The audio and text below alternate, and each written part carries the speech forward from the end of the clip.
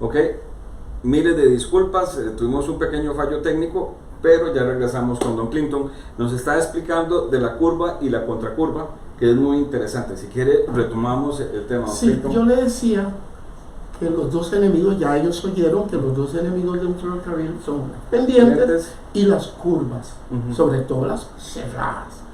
Y entonces, en ninguna parte de nuestro ferrocarril hay una curva tan cerrada como para que el tren actualmente no pueda pasar. Sin embargo, ellos se inventan, cuando digo inventan, lo diseñan, una curva y contracurva tan cerrada que tiene un diámetro de curvatura de 30 metros. Lo cual es totalmente restrictivo para que un tren normal pase. ¿Era necesario hacer ese invento? No, es falta de ingeniería, falta de creatividad. O más bien mucha creatividad para otras cosas. ¿Cuánto es la diferencia económica? Bueno, precisamente por habérseles ocurrido poner esa curva y contracurva y no buscar otra solución, porque sí hacía falta una solución de ingeniería para conectar el Atlántico con el Pacífico, y hacía falta, pero se les ocurrió poner esa curva y contracurva que pasa por el Parque Nacional y baja. Y entonces eso hizo que los tranvías que están fabricando, que dicho sea paso, el costo de los trenes en total es 452 millones de dólares, casi un tercio del proyecto. ¿Cuántos trenes están mandando? 78. 78, 452 millones. Sí, porque cada uno cuesta 5.800.000 cada tren. Entonces, ¿por qué ese tren es tan caro? Es tan caro precisamente porque para poder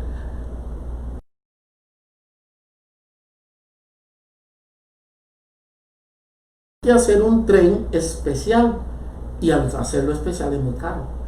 Hicieron un tren de 5 módulos, quiere decir 5 pedacitos, y entonces cada módulo está unido al otro con una especie como un acordeón flexible. ¿Han visto un bus con un acordeón más pequeño? Pero ¿para qué? Para que se comporte el tren como un gusano que tiene flexibilidad.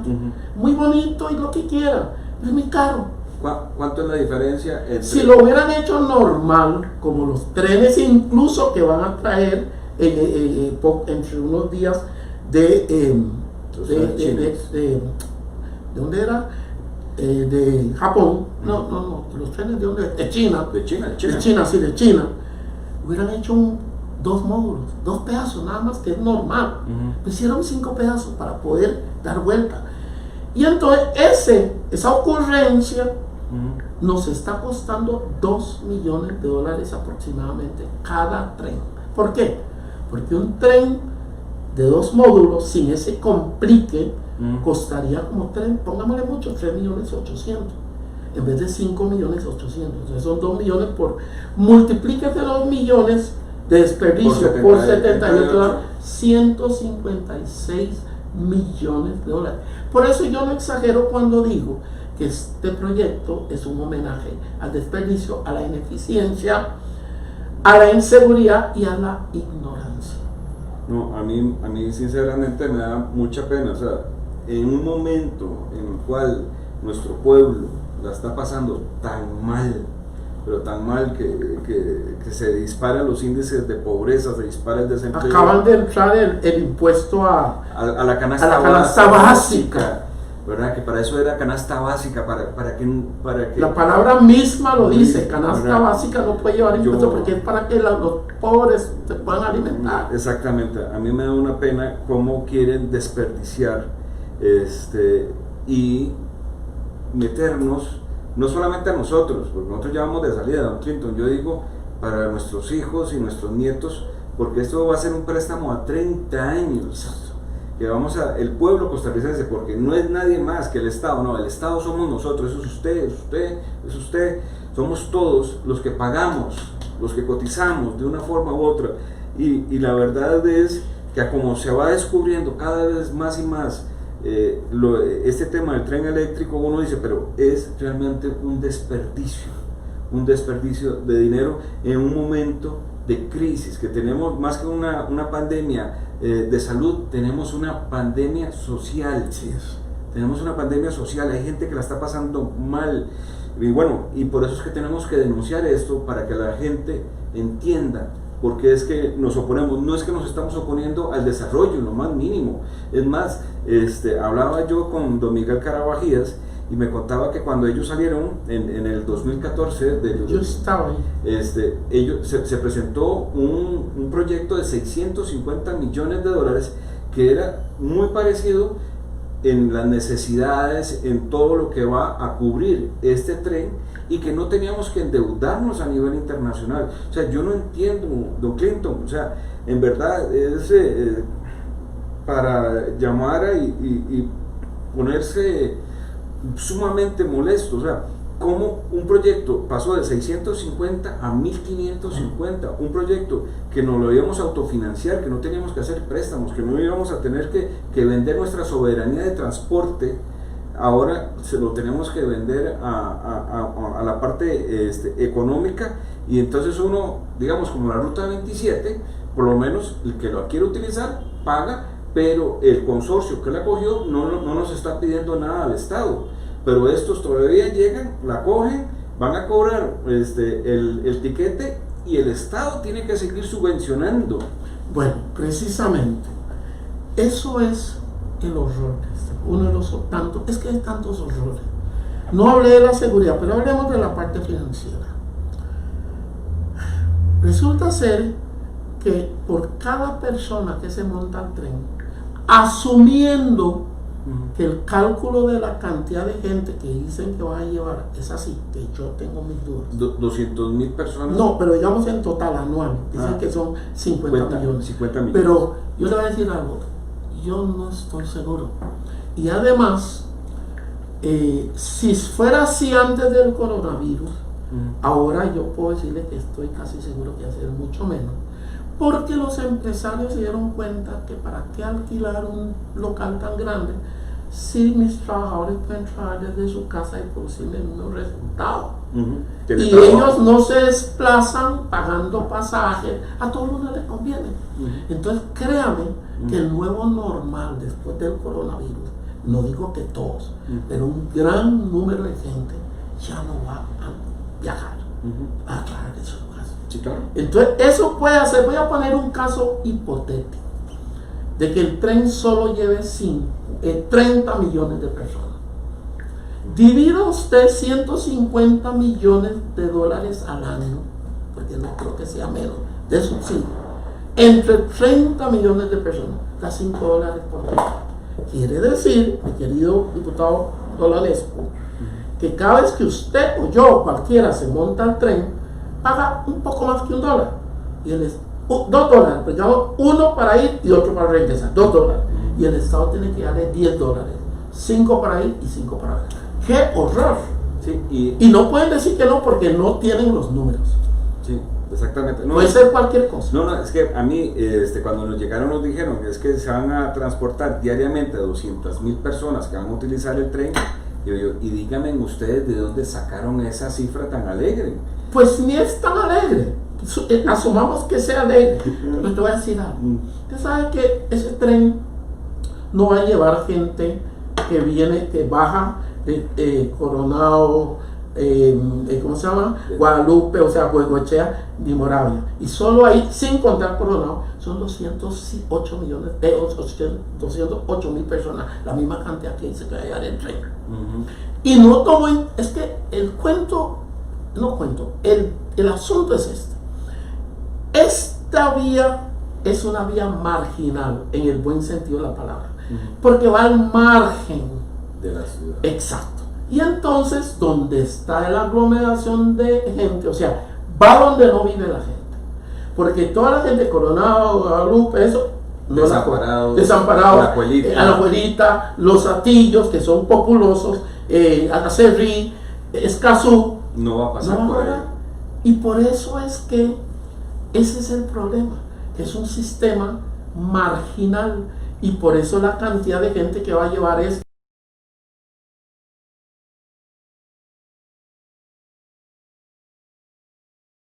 que usted nos explique ¿por qué solamente un 3% de la población que se va a desplazar por el gran área metropolitana es que se dice? Porque en el mismo gráfico de Incofer, ellos tienen un dato de una tabla que yo lo tengo, que en donde cuando el tren ya está hecho,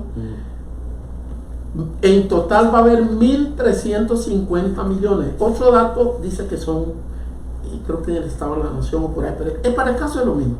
Y dice que es 1.500 millones de viajes, no de personas, de viajes. Porque usted viaja varias veces, el otro va a 1.500 millones de viajes. Y ellos mismos dijeron que van a ser, digamos, 50 millones de viajes. Entonces, divida usted 50 millones de viajes entre 1.500 y ya 3.3. Eso da. Okay. O sea que no va a llevar mayor cantidad de gente. Para esa inversión, que no lo he dicho todavía hoy, aquí, es la inversión más grande de la historia de Costa Rica. Ni APM, ni las plantas del ICE, dígalo que ninguno. Por mucho es el más caro. Entonces, por Dios. Entonces, pueblo costarricense, gente que nos está siguiendo, este es el proyecto más caro de la historia de Costa Rica. Ni APM Terminal, ni las plantas de Diquís, ni nada de lo que se ha emprendido va a ser tan caro. No voy a hablar de Diquís porque Diquís puede ser un poco caro, pero Diquís no se ha hecho y por cierto no lo van a hacer. Pero hablemos de lo que hemos hecho. O sea, nunca se ha hecho algo de esa envergadura y de ese gasto. Y sin embargo de esa ineficiencia, porque ya le digo que va a llevar muy poca gente. Solamente un 3,3% de la... Porque el mismo estudio dice que la gente se va a distribuir después de que está el tren, no antes, después. La gente, ¿por qué se hace el tren? Para desahogar la ciudad y para que ambientalmente mejorar el área metropolitana. Porque al haber menos carros, que es lo que más poluta, entonces tenemos trenes eléctricos y entonces ya no hay, San José va a estar el cielo azul y lindo, si eso fuera el caso. Pero el problema es que el mismo estudio dice que casi 77% de la gente va a seguir usando su carro porque no responde. El 20% va a seguir yendo en bus y solo el 3.y pico% va a ir en el tren. Es más, yo creo que más gente va a tratar de ir en su propio carro por el tema del COVID, porque no van a querer estar muy cerca. Bueno, si fuera en el tiempo del COVID sí, pero yo tengo que ser honesto y decirle que en ese entonces yo sé que el COVID ya no va a estar, así es que no hay problema. No, pero ya seguramente tal vez se van a inventar otras enfermedades. Pero yo tengo que ser honesto, yo tengo que decir que el COVID no va a ser importante desde el punto de vista de contaminación para entonces. Sí, claro, no, porque este es un proyecto que va a entrar a funcionar si es que los diputados... 2027. Ahí está. Y le voy a decir una cosa interesante, y no quiero caerle mal a los que están en la unidad ejecutora, pero se supone que la unidad ejecutora va a estar de aquí al 2027 ganándose entre ellos como $500,000 al año, entre todos, ¿verdad? De aquí a allá, innecesariamente. Y no se lo merecen porque han hecho un pésimo trabajo y porque además el gerente de esa unidad ejecutora es un politólogo. El gerente de la obra de ingeniería más grande de la historia de Costa Rica está en manos de un politólogo. Solo en Costa Rica ocurre eso. O sea, no es ingeniero. Es un politólogo. ¿Y qué tendrá que ver el tocino con la velocidad? Yo no tengo... Vea, le voy a decir, le voy a poner un ejemplo conmigo mismo. Y es un ejemplo menos malo, pero lo voy a poner desde el punto de vista de calidad. Es igual. Es como que si Clinton Curson, que es ingeniero, a mí me encargaran planificar las operaciones quirúrgicas en un hospital. Nada que ver. Sí. Perdone, yo qué sé de eso. Y decir cuáles las operaciones son prioritarias, por Dios. Igual, con una diferencia. De que si se muere una persona. Pero aquí se puede morir un montón por la falta de seguridad. Ok, don Clinton, parte de lo que nos está vendiendo el gobierno de la República, que es que necesitamos reactivación económica y que esto va a generar un montón de empleos. ¿Qué nos puede decir? Bueno, yo le voy a ser sincero. Yo no sé qué reactivación estamos hablando porque este proyecto no entra hasta el 2027. O sea, dentro de 7 años. Entonces, digamos 6 años, 6, 7 años. Entonces, ¿cuál reactivación? Y lo otro es esto, eso por el tiempo. ¿Cuál reactivación? Si tenemos que esperar a ese entonces, ya se lo llevó la Trump. Pero te voy a poner otra razón. Porque el 80 y pico % del proyecto es reactivando empresas y otros países porque viene toda importación. No es nada. No es de aquí, entonces vamos a reactivar empresas extranjeras. Que seguramente, y como es nuestro gobierno, seguramente se lo va a comprar también a los chinos. No sé si, no sé, yo creo que lo veo más cerca de los franceses, pero sean los chinos, los japoneses, lo que sea, vamos a reactivar la economía de ellos, no de nosotros, porque el alto contenido de este proyecto es de importación. Lo que yo leí del proyecto es que va a generar 2.600 empleos, de 2.400 a 2.600 empleos. Pero unos durante la construcción y otros tanto durante la operación. Sí, o sea, para... No es sumado. No, pero lo que tiene que entender la gente es que nosotros ya traíamos 328.000 hermanos costarricenses que estaban en desempleo antes del COVID. Ahora esto del COVID, el impacto es agresivísimo y vamos a ir en una escalada lamentablemente en los próximos meses. 2.600 personas en 7 años es técnicamente nada, es realmente una burla, principalmente para el impacto que va a ser en la billetera de todos los costarricenses para los siguientes 30 años si es que los diputados y diputadas lo aprobamos. Yo quiero en honor a la verdad decir lo siguiente. En esto para mí no media nada político, porque esto es estrictamente técnico. Y lo que yo más bien quisiera decirle a los costarricenses es que yo creo que tanto la primera dama como el presidente están siendo engañados. Y yo no creo que es mala fe de parte de ellos, sinceramente no lo creo. Yo creo que nuestro presidente y nuestra primera dama tienen las mejores intenciones, pero de verdad. Y lo digo sinceramente. Y no tengo por qué decirlo, pero lo digo porque yo no quiero venir aquí como a echar cosas políticas. No, yo creo en eso. No, usted no se preocupe, para eso estoy yo. Bueno, pero yo no creo en eso. Okay. Lo que en el fondo creo es que son ignorantes en el sentido de no conocer el tema. Porque yo he dicho y lo sostengo y lo vuelvo a decir, que el tema ferrocarril es un mundo aparte. Y la gente que no ha trabajado con un ferrocarril no conoce el ferrocarril. Es más, la mayoría de los consultores internacionales de ferrocarril, sea franceses, ingleses, alemanes, japoneses, de donde sea, los consultores son ingenieros que han trabajado con esos ferrocarriles, que ya han acumulado experiencia, y los jalan las consultoras y los meten ahí porque saben de ferrocarril. No es posible, aunque usted sea un ingeniero teórico estudiando en una universidad, saber de ferrocarril realmente si usted no ha trabajado. Y por eso deploro que esta unidad ejecutora, el gerente, el administrador sea un politólogo. Y los otros 4, pues, tienen afición al ferrocarril, pero tampoco. Okay. Me dijo usted que le recordara los temas de los tiempos. Sí, vea. No hace falta que sea cada 5 minutos. Pero ellos dicen que va a ser cada 5 minutos. Al hacerlo cada 5 minutos hace que tenga que comprar más trenes y mucho más caros. Bueno, no más caros, más trenes, y como ya son muy caros, entonces mucha más plata. Por eso digo que es un desperdicio. 10 minutos es más que suficiente, pero lo están haciendo cada 5. Pero vea cuál es el problema de cada 5.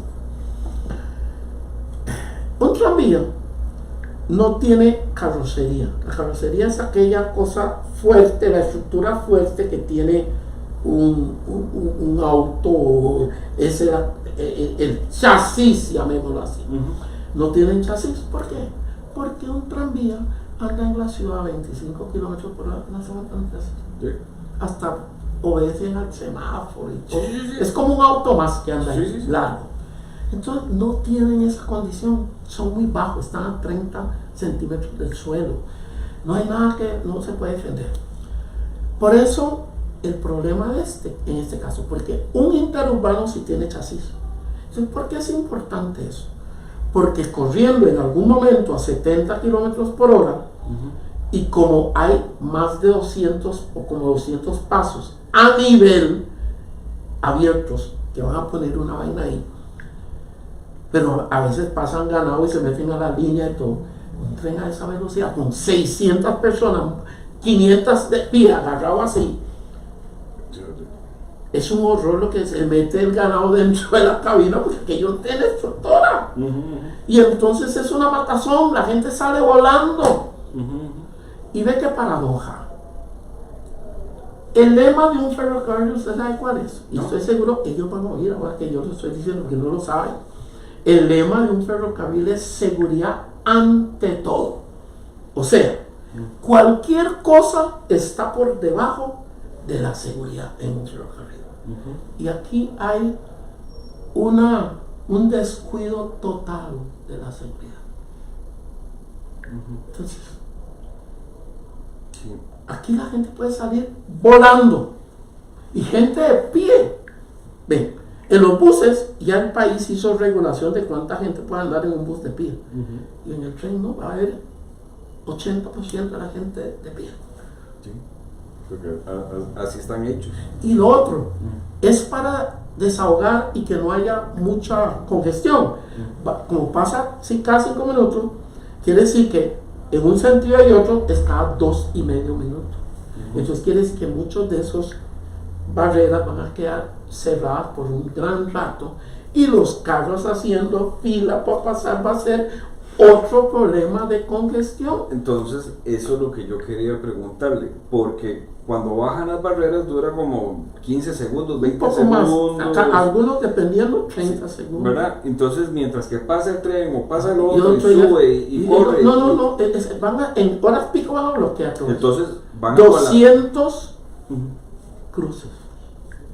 O sea, yo quiero que la gente entienda el nivel de caos que se va a producir en todas nuestras ciudades, en Cartago, en Alajuela, en San José, en Heredia. Cada vez que pasan, bajan las barandas, pasa el tren, sube, va a poder pasar 2, 3 carros, otra vez vuelven a bajar. Y la gente que es indisciplinada y que tienen prisa, cuidado que en algún momento van a querer pasar y claro, o sea, va a ser una cosa. Si eso es cosa de todos los días acá en Costa Rica. Bueno, para que vean, como la gente dice, o paso ahora o no paso, ¡plá! No, y eso que pasa todos los días aquí en Costa Rica es algo. ¿Es necesario, don Clinton, comprar tantos trenes, 78? Sospecho que es demasiado y sobre todo demasiado caro por unidad. Y vea qué interesante. Los 8 trenes, 16 pedazos, 8 trenes que vienen de la China, que vienen en septiembre, en 2 toques no van a servir, porque vienen en vía angosta y una vez que comienzan a reconstruir la vía, se acabaron los trenes por meses o años. Eso. ¿Por qué? Porque los trenes que tenemos ahora no van a poder andar porque le ampliaron la vía. Esa es una cosa. Es que yo no sé cuánto fue lo que nos acabamos de gastar en comprar esos trenes. 32 millones de dólares. 32 millones de dólares que si les aprobamos este nuevo sistema que no van a funcionar. Ya no van a funcionar. Te dicen que lo van a mandar a Punta Arenas y Limón. Bueno, eso es otra. Pero el punto es que hoy la gente que anda en el tren, en el momento en que comienzan a implementar este tren con vía ancha, esos trenes tienen que suspender. Mientras que yo le voy a contar algo. Cuando nosotros hicimos la electrificación del tren de Moín a San Cristóbal, 110 kilómetros, yo fui director de eso, los trenes corrían mientras, y cuando inclusive reconstruimos el ferrocarril, los trenes seguían corriendo. ¿Por qué? Porque era el mismo ancho de vía. Entonces se paraba un poco la operación y se pasaba el tren por aquí y seguían construyendo. Aquí no se va a poder, porque cada vez que se comienza es vía diferente. Entonces se tiene que suspender toda la actividad Sí, a mí me da mucha pena, exactamente. Si ellos ya querían hacer este proyecto de cambiar el ancho innecesariamente. Entonces, ¿para qué mandaron a comprar todos estos trenes? Que es del ancho actual. Que es del ancho actual. Entonces, otra vez dinero desperdiciado. No podemos seguir así. Y yo creo que lo importante de Don Clinton es hacerle conciencia a la gente de qué es lo que está pasando, cómo es que nos están planteando y qué es lo que nos depara el futuro. Habíamos pactado de que habláramos ya alrededor de una hora, ya casi cumplimos la hora.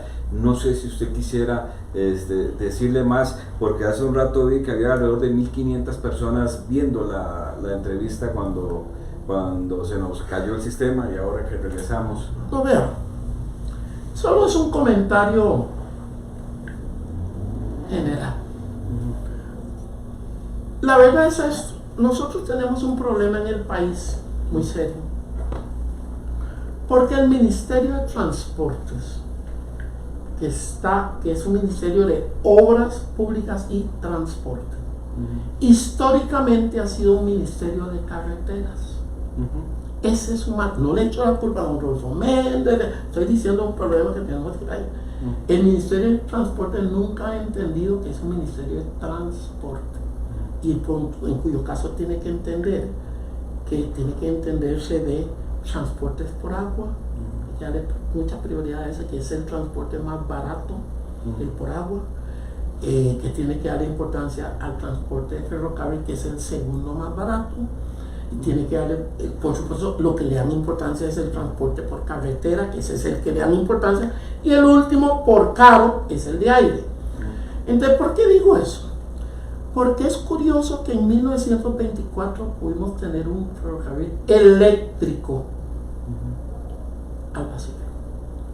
Y en los años 80 a mí me tocó construir un ferrocarril con don Claudio Bolio y mucha otra gente, un ferrocarril eléctrico de Moín Limón a Río Frío. Y vaya a ver dónde están. Los desarmaron, y hoy en día, óigame bien, todo lo que se transporta en este país es por carretera. ¿Qué importancia tiene eso? Hubiéramos tenido dos columnas vertebrales, uno en el Pacífico y uno en el Atlántico, que podría traer la carga, como por ejemplo todo el trigo que viene allá, todo el banano, trenes de 35 vagones que llevamos a los muelles por ferrocarril. Esa inversión la desarmaron para hacer carretera. Todo el banano va por carretera, todo el trigo va por carretera. Este país tiene un problema porque el Ministerio de Transporte no le ha interesado otro medio que no haya sido carretera, y es el más caro. Yo me río cuando oigo hablar tanto de que carbono 2000, carbono neutral en tal año. Don Roberto Doble, que es un experto en energía, quien yo intercambio mucho con él, ha demostrado que en los últimos años, se supone que vamos hacia carbono neutral, pero en los últimos años, ¿sabe qué? El petróleo ha aumentado dramáticamente el consumo en Costa Rica, y sigue aumentando. Porque todo lo que transportamos, óigame, todo es a base de hidrocarburos. Cuando, o sea, lo que podíamos ayudarnos muy bien con dos brazos de ferrocarril eléctricos, los desarmamos. Eso quería decirlo como una reflexión. Bueno, sí estamos a favor del desarrollo, sí estamos a favor del progreso. Claro que nos parece fantástico y magnífico que se haga un proyecto de la GAM, y ojalá que pudiéramos ayudar a las provincias costeras, ¿verdad? tan necesitadas, pero una vez más, gente que nos está escuchando, no es el proyecto.